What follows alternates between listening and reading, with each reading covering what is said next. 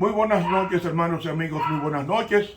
Hoy continuamos con el estudio sobre los suicidios. Este es el último estudio de la serie, así que vamos a pedir a Dios que nos dirija en oración lo que vamos a hacer en este momento.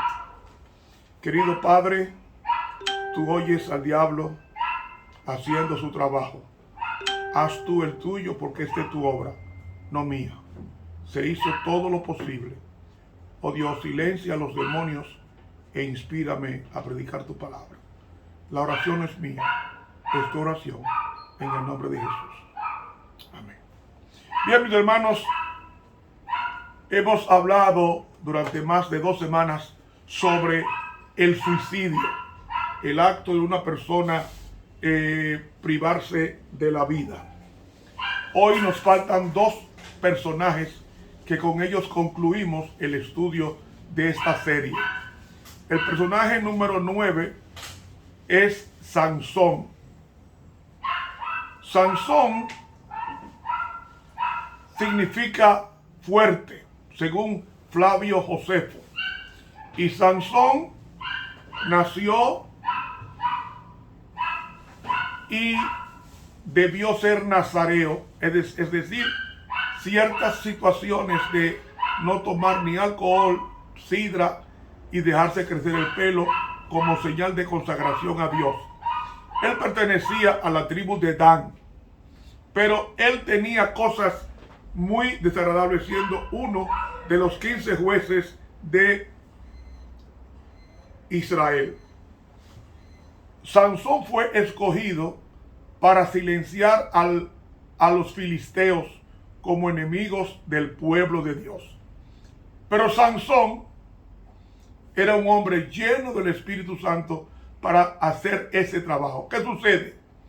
Él se enamoró de una joven enemiga del pueblo de Dios, filistea, y se casó con ella. Con esto, cuando su mujer lo abandonó, quemó, dio muerte a muchos filisteos, y en consecuencia Sansón, por andar en los caminos no escogidos por Dios, fracasó en su primer matrimonio. Luego Sansón encontró refugio en la peña de Etán. En aquel lugar los filisteos se presentaron y para vengarse de lo que Sansón había hecho. Y entonces Sansón fue entregado y el Espíritu del Señor tomó posesión de él, rompió las cuerdas que lo ataban y 1000 de ellos murieron y el resto huyó. Cuando terminó la matanza, Sansón pensó que podía morir de sed y Dios contestó su oración dándole agua en abundancia. Luego de este incidente, el pueblo de Dios lo nombra como juez, es decir, lo nombra como dirigente principal del pueblo de Dios. Otro acontecimiento de Sansón era que él era una persona muy sensual y una persona muy débil sexualmente. Y fue a visitar a Gaza a una prostituta, poniéndose así en manos del enemigo, y los enemigos, queriéndose vengar de él, fueron a la casa de la mujer, y cuando Sansón a medianoche arrancó la puerta cerrada de la ciudad para que no escapara y la llevó a la cima de la colina que se hallaba en dirección a Hebrón. Otra cuarta característica de Sansón, o cuarta ocasión, es que sus pasiones se adueñaron de él, porque se enamora de una mujer llamada Dalila, y los filisteos la sobornaron para que averiguara el secreto de la fuerza de Sansón. Y después de 3 intentos, logró Sansón decir el secreto de su fuerza, y entonces le cortaron el pelo y fue abandonado. Cuando los filisteos lo capturaron, lo pusieron en la cárcel, le sacaron los ojos y lo pusieron a moler en un molino de granos para humillarle en su tarea de esclavo. En una ocasión, en una gran fiesta filistea que se celebró en Gaza para ofrecer sacrificios a los dioses, especialmente al dios Dagón, trajeron a Sansón para exhibirlo en público en el templo de Dagón. Había más de 3,000 personas allí. Y Sansón se aferró a las columnas centrales que sostenía el techo y oró. Y entonces dice la Biblia en Jueces 16:28, entonces Sansón oró: Dios Todopoderoso, ayúdame solo una vez más. Los filisteos se han burlado de mí, sacándome los ojos. Te ruego que me des fuerzas para vengarme de ellos. Dios contestó la oración de Sansón. Dice que dicho esto, Sansón apoyó sus 2 manos sobre las columnas centrales que sostenían el templo y gritó: que mueran conmigo los filisteos. Luego empujó las columnas con todas sus fuerzas y el templo se vino abajo sobre los jefes filisteos y sobre todos los que estaban allí. Sansón mató a más personas al morir que las que habían matado en toda su vida. Una persona que coqueteaba con el pecado fue atrapado por el pecado. Pero dice la sierva de Dios en el libro Patriarcas y Profetas, en la página 612, dice que la promesa de que Dios, por medio de Sansón, comenzaría a salvar a Israel de manos de los filisteos, se cumplió. Pero cuán sombría y terrible es la historia de esa vida que habría podido alabar a Dios y dar gloria a la nación. Dice: si Sansón hubiera sido fiel a su vocación divina, se le habría honrado y ensalzado, y el propósito de Dios se cumplió, se habría cumplido. Pero él decidió a la tentación ceder y no fue fiel a su cometido, y su misión se cumplió en la derrota, la servidumbre y la muerte. Pregunto: ¿se salvará Sansón? Sí. La Biblia lo tiene en la galería de los grandes. Dice en Hebreos capítulo 11.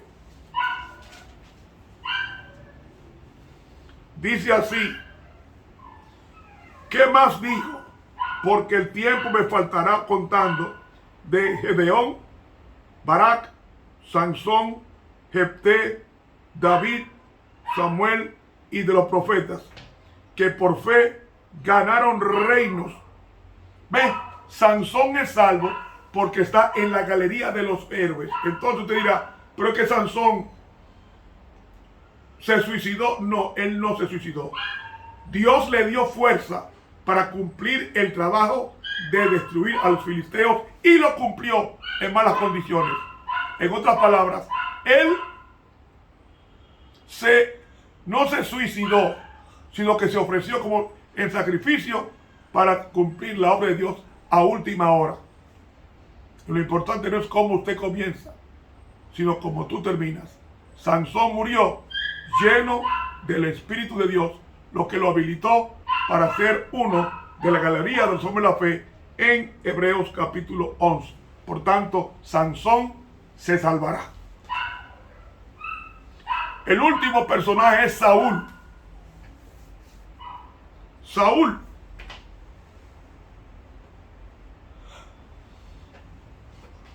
primer rey de Israel. Era hijo de una benjamita llamada, de un benjamita llamada Quis, que vivía en Gabá. 1 Samuel 31, leemos allí cómo era la vida de este hombre llamado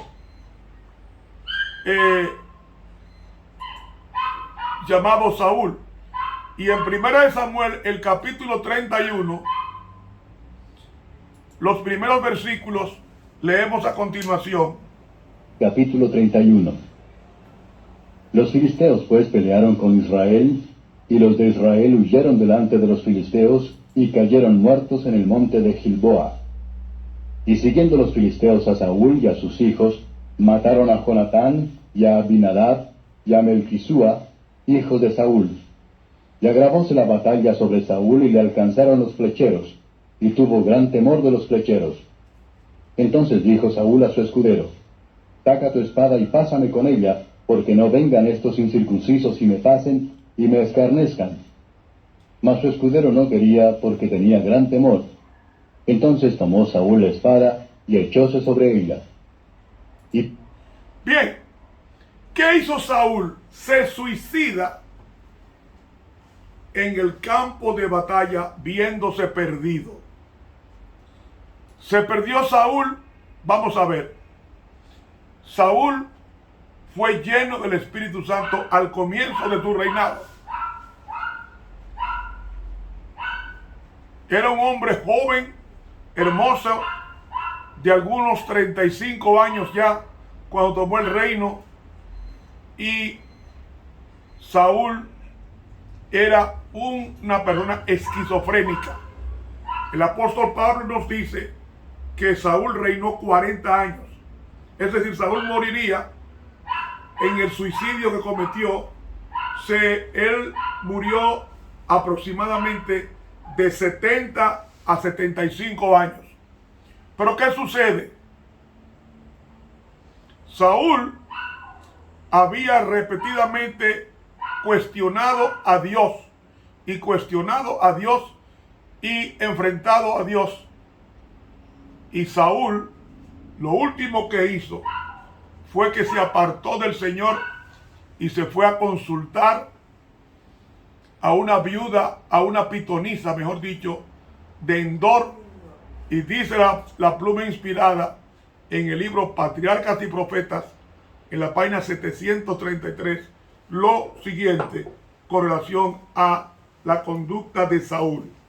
Dice ella: disfrazándose, Saúl salió protegido por las sombras de la noche, con solo 2 acompañantes, para buscar el retiro de la pitonisa.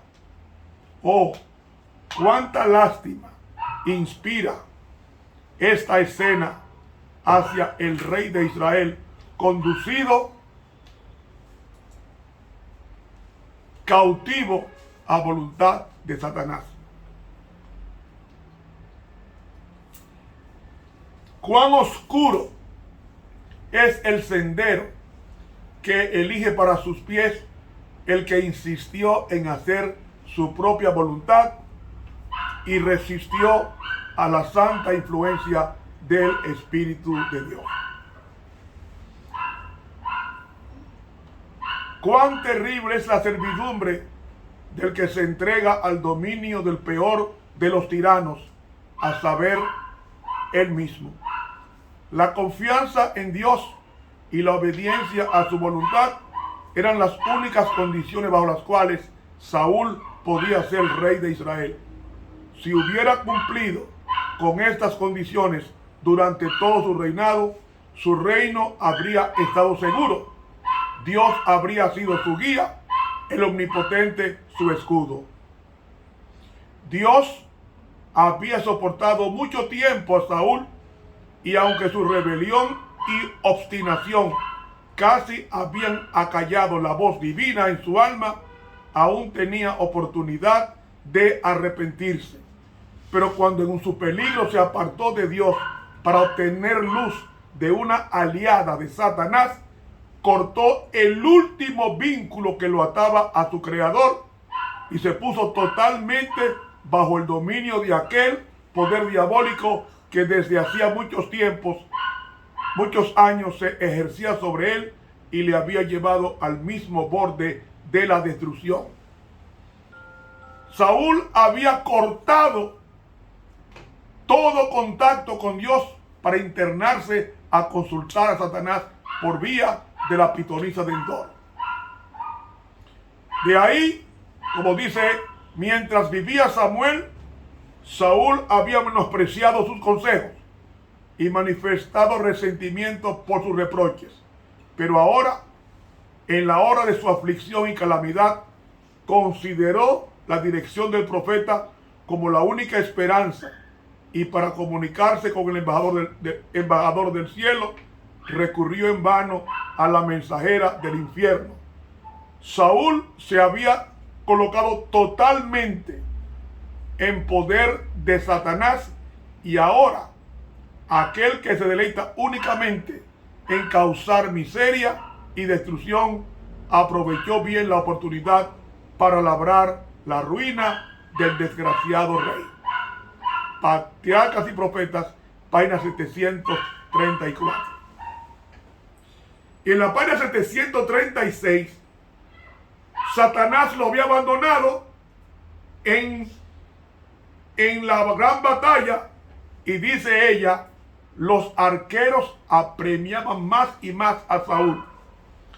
Había visto a sus soldados caer en derredor suyo y a sus nobles hijos abatidos por la espada. Herido él mismo, ya no podía pelear ni huir. Le era imposible escapar, y resuelto a no ser capturado vivo por los filisteos, ordenó a su escudero: saca tu espada y pásame con ella. Cuando el hombre se negó a levantar la mano contra el ungido del Señor, Saúl se quitó él mismo la vida, dejándose caer sobre su propia espada. Así pereció el primer rey de Israel, cargando su alma con la culpa del suicidio. ¿A quién consultó Saúl? Consultó a Satanás, y Satanás lo llevó a la guerra y lo abandonó, porque es lo que él hace con sus siervos. Satanás no cuida a nadie. Oiga, grábese eso. Satanás no cuida al drogadicto ni al traficante de droga. Él no cuida a nadie. No es que hay un talismán para que te cuide. No, no te va a cuidar. Él no sabe cuidar a nadie. Satanás no cuida a nadie. Quien cuida es Dios. Él es que da la vida. Por eso Satanás abandonó a Saúl en el campo de batalla, le mató a sus hijos y luego se suicidó él, cargando, como dice aquí, cargando su alma con la culpa del suicidio, que es una violación al sexto mandamiento que dice: no matarás. Hermanos, estaba yo leyendo que el suicidio la mayoría de las veces viene cuando no hacemos la voluntad de Dios.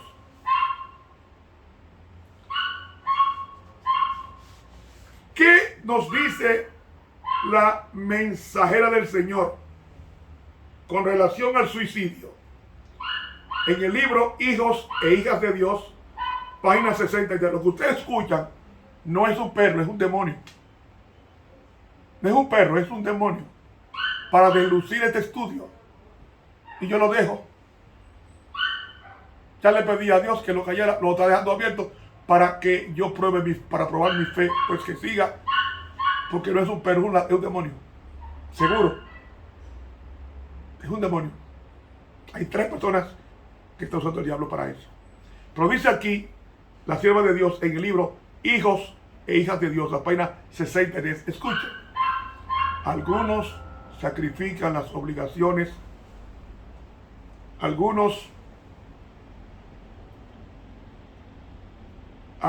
sacrifican las obligaciones físicas y morales, pensando que de ese modo encontrarán la felicidad, y pierden al mismo tiempo el alma y el cuerpo. Otros buscan su felicidad en la complacencia de un deseo antinatural y consideran la satisfacción del gusto algo más deseable que la salud y la vida. Aquí dice ella lo que es suicidio. Muchos permiten que las pasiones sensuales los encadenen y sacrifican la fortaleza física y las facultades intelectuales y morales para complacer su concupiscencia. Es decir, personas que solamente quieren estar en sexo, sexo, sexo y siempre sexo y todo el tiempo sexo y todos los días sexo. Aquí dice lo que está pasando. Los tales irán prematuramente a la tumba y en el juicio se los acusará de suicidio. Esas personas que dan rienda suelta a sus pasiones y quieren sexo en la mañana y en la tarde y en la noche, la Biblia, la palabra de Dios y la prueba inspirada nos dice que irán prematuramente a la tumba y en el juicio se los acusará de suicidio. Hijos e hijas de Dios, página 63 de la pluma inspirada. Hay que tener cuidado. Usted no puede estar viendo películas pornográficas, revistas pornográficas, conversaciones inmorales, porque esto, dice aquí, está alimentando el viejo hombre y dice que los tales irán prematuramente a la tumba y en el juicio final se lo va a acusar de suicida. Haga un estudio, un examen de su propia persona.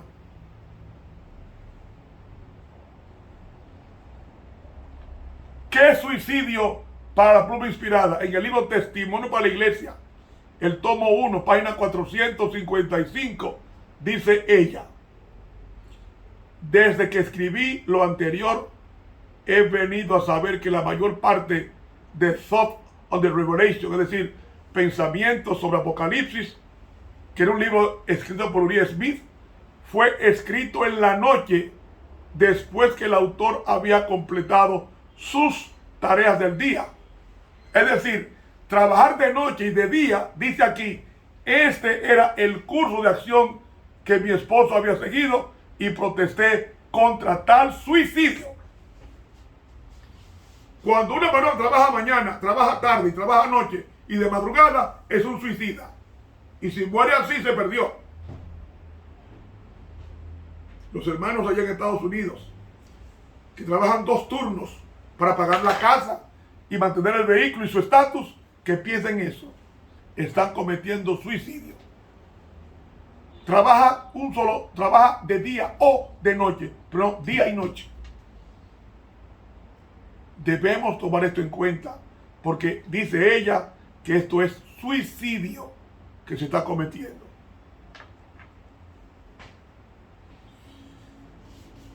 En el libro Obreros Evangélicos, en la página 63, nos dice ella: a menos que los predicadores se eduquen en cuanto a hablar de acuerdo con la ley física, sacrificarán la vida y muchos llorarán la pérdida de esos mártires por la causa de la verdad, cuando el caso es que por seguir hábitos erróneos cometieron una injusticia consigo mismos y hacia la verdad que representaban y privaron a Dios y al mundo del servicio que podrían haber prestado.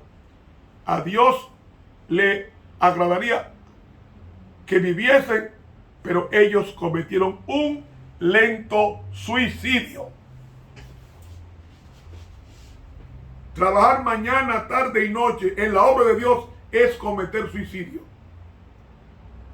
Obreros Evangélicos, páginas 63 y 64.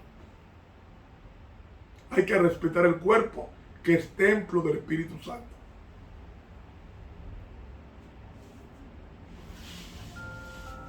Otro libro, Testimonios sobre la conducta sexual, adulterio y divorcio, página 164. Oiga lo que dice ella. le ruego que no se sienta desesperado sin hacer nada. No escuche más al gran tentador, porque no tiene sentido hacerlo. Usted no necesita perecer si acude a Jesús tal cual es, pecador, contaminado, vil y depravado. Jesús puede salvar con creces a los impíos más duros y a los pecadores más corrompidos. Usted menciona, oiga bien, que está siendo tentado a cortar el frágil hilo de su vida. Es decir, está pensando suicidarse. Pero si lo lleva a cabo, entonces sí, su caso será irremediable, porque sumaría el suicidio a todos sus otros pecados.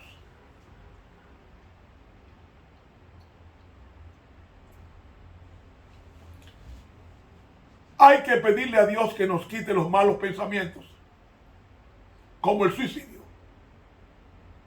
Tenemos que ver la vida por encima de la depresión. Tú eres un hijo de Dios, un príncipe del Altísimo. ¿Para qué atentar contra tu vida cuando ese atentado representa perder tu vida para siempre, para el cielo? Dice ella, si usted va al Señor tal como es, sin esperanza y contaminado por el pecado, y se lanza al pie de la cruz, pobre, miserable, ciego, desnudo, encontrará un Salvador que puede extenderle la mano y levantarlo. Sé muy bien que por muchos años usted no ha estado viviendo en armonía con Dios.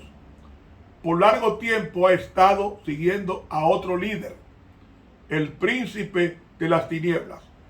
Pero si rechaza las obras de las tinieblas y ahora mira a Jesús, vivirá. Obreros Evangélicos, Testimonio sobre la conducta sexual, página 164 de la Pluma Inspirada. Cuando te venga el pensamiento de hacer algo malo, tú puedes sustituirlo por un pensamiento bueno. Invoca uno de sus pasajes bíblicos y repítelo en tu mente. Y al repetirlo, el enemigo saldrá huyendo con sus malos pensamientos contra ti para suicidarte o hacer algo perjudicial para ti. En el libro La Voz, su educación y uso correcto, página 205, dice la sierva de Dios: le ruego que no se sienta desesperado sin hacer nada. No escuche más al gran tentador, porque no tiene sentido. Usted no necesita perecer si acude a Jesús tal cual es, pecador, contaminado, vil y depravado. La Voz, la educación y uso correcto, página 205. Es Satanás quien te dice mátate. Pues repréndelo con una oración o con un himno de alabanza al Señor. A todos nos ha venido en algún momento el deseo de no vivir. Pero vayamos a Jesús, Él nos va a dar la victoria. En el libro Mente, Carácter y Personalidad, en el tomo 2, página 755, dice ella con relación al suicidio: el mundo que actúa como si no hubiera Dios, absorto en propósitos egoístas, experimentará pronto una súbita destrucción y no escapará.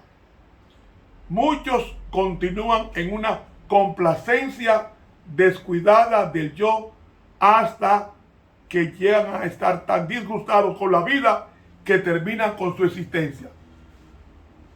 Bailando, parrandeando, bebiendo, fumando, complaciendo sus pasiones animales, marchan como bueyes al matadero. Satanás está trabajando con todo su arte,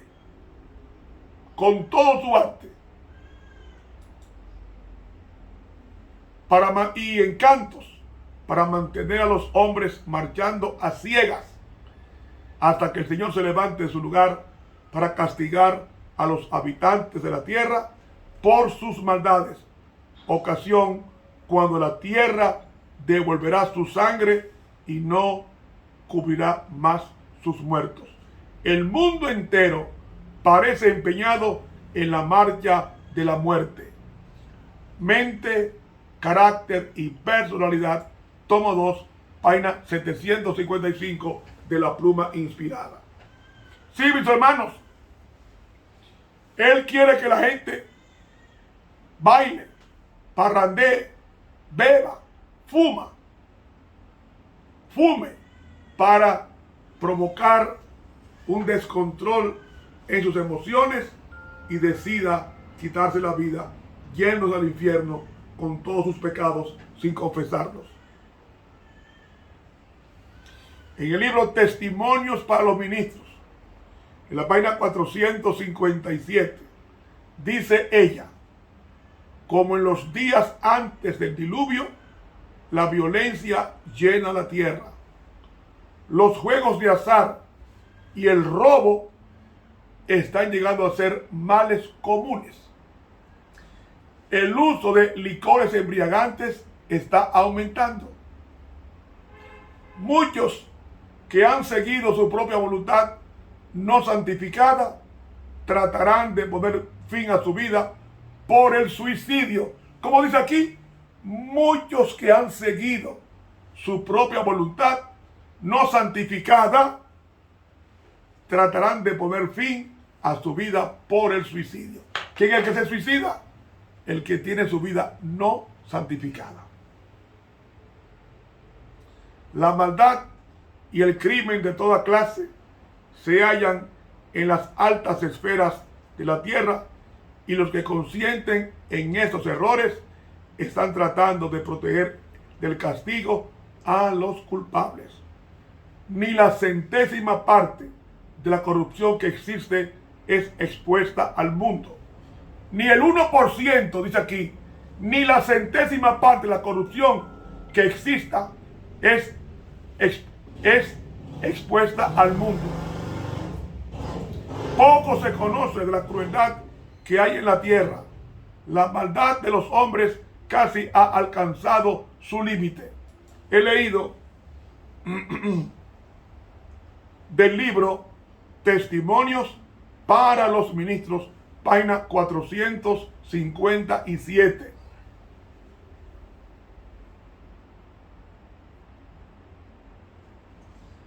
Otra cita de ella, Mensajes Directos, tomo 2, página 480. Dice: deberían realizarse esfuerzos para preservar cuidadosamente lo que resta de las fuerzas vitales, suprimiendo toda carga excesiva. Agrega: puede ser que en algún caso el estómago nunca recupere totalmente la salud, pero un régimen adecuado ahorrará más males ulteriores y muchas personas podrán disfrutar de una recuperación mayor o menor, a menos que hayan ido demasiado lejos en la glotonería suicida. Una persona que muera de una hartura no se va a levantar en el día de la segunda venida de Cristo, porque la glotonería es suicidar el organismo. La glotonería, el comer demasiado, es suicidarse. Lo acabo de leer ahí, Mensajes Directos, tomo 2, página 480. La glotonería es suicidio. Si usted por estar comiendo demasiado muere en una situación así, usted va al infierno. Y el infierno es estar lejos de Dios. El infierno no es un lugar, el infierno. El infierno es una condición de tristeza, de separación de Dios. Así de sencillo. Hay otro suicidio que ella llama el suicidio por la masturbación.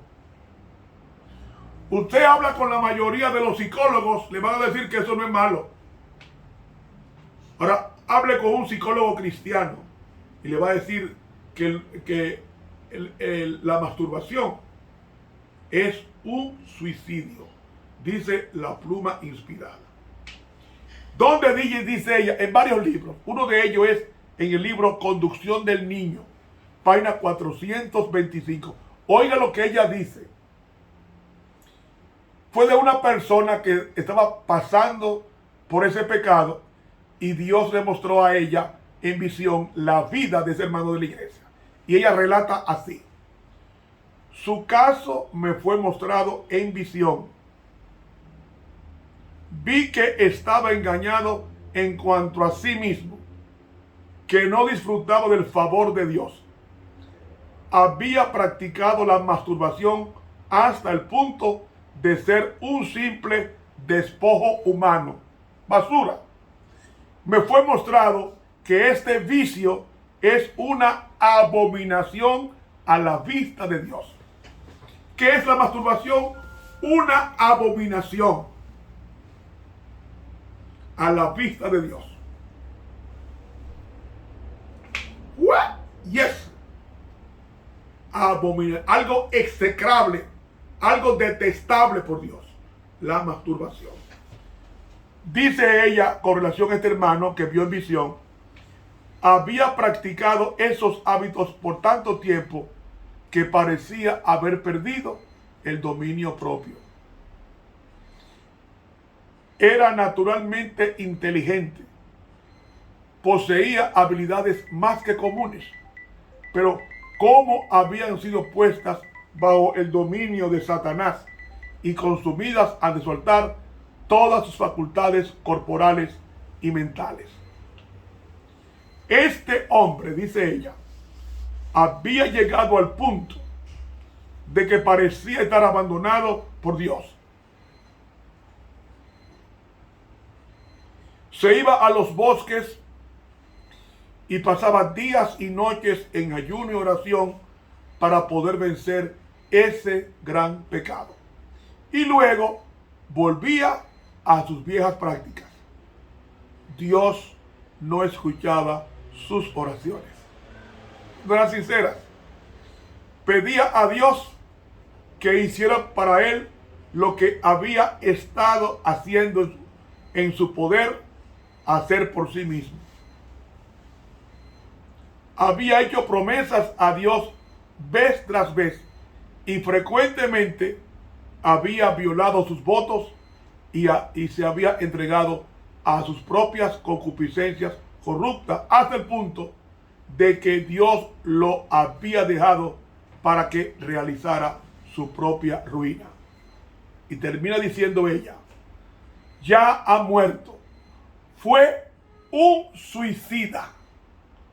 La pureza del cielo nunca se malogrará con su compañía. Conducción del Niño, página 425 de la pluma inspirada. Ella llama a la masturbación suicidio.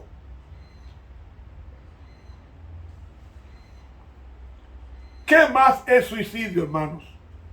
En el libro Consejos sobre el régimen alimentario, la página 155, dice ella: el sobrecargar el estómago es un pecado común y cuando se usa demasiado alimento, el sistema entero resulta agobiado.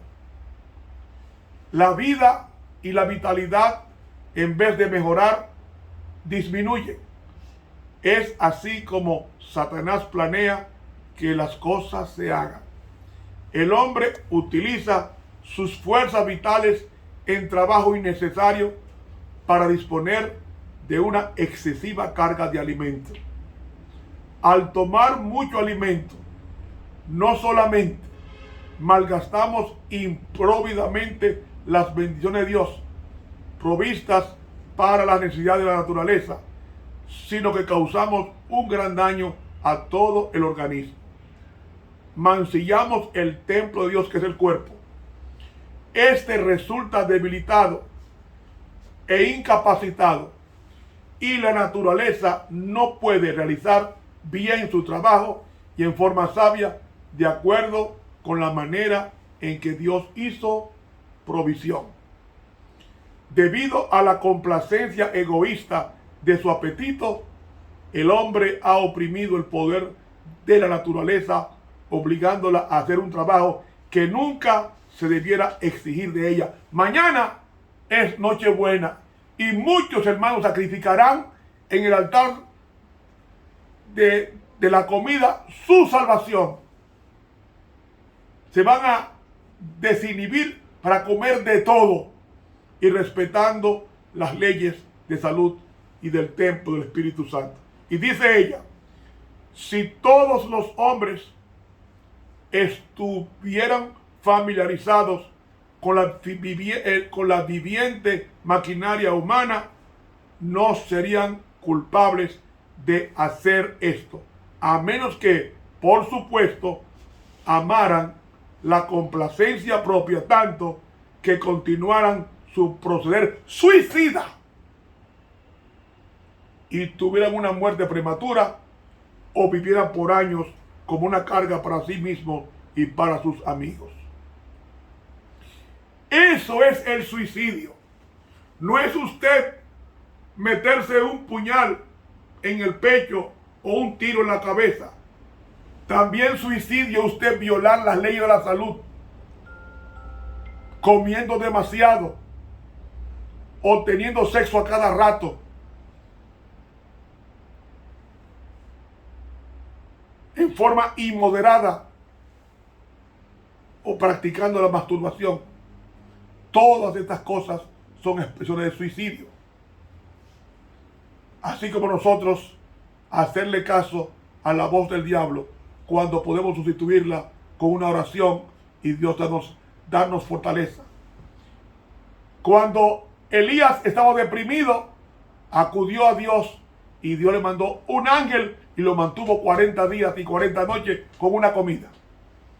Eso hará Dios con todo aquel que se sea tentado a suicidarse, pedirle a Dios una bendición para obedecer el mandamiento: no matarás.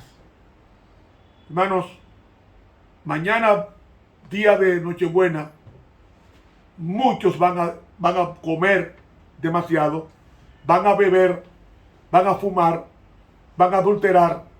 Pero mis hermanos, todo aquel que muera en estas condiciones es un suicida, y los suicidas no tendrán parte en el reino de los cielos. Hemos estudiado de 7 personas en esta serie, suicidas, 7 personas que atentaron con su vida.